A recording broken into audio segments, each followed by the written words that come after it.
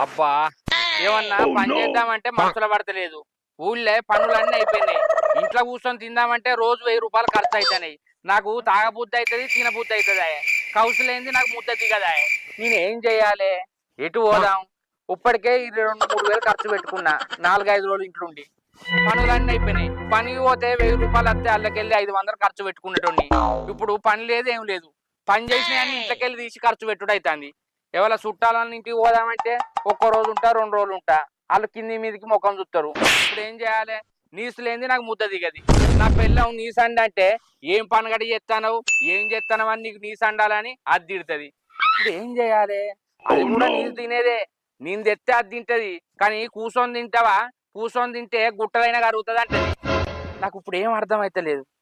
ఇప్పుడు ఇంటికి పోయింది అనుకో, అగో పని లేదు పాట లేదు ఏం లేదు అని మొత్తుకుంటది. ఇక నేను గిట్ల అయితే కాదు.